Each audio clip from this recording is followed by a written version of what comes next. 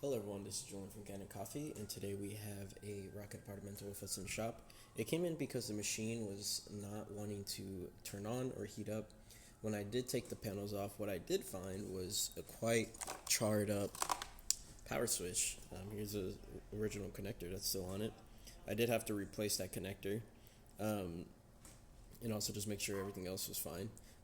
Pretty much what was happening, and it's pretty interesting, when I did turn it on without the case, it actually started arcing quite a lot.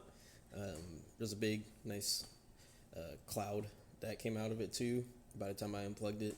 So it was definitely needing to be replaced. After replacing it though, as you can see here, works great. So it turns off, turns back on like normal.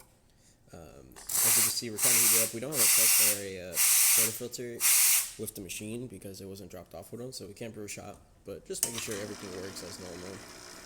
It seems so. Didn't seem like there was any other sort of damage inside of the machine. I checked around just to make sure like all the wiring, the board was fine. It was mainly just a power switch. But yeah, that's about it for this repair. If you like this video or any of the other repairs on our channel, really like, subscribe, and hit the bell. Thanks for watching.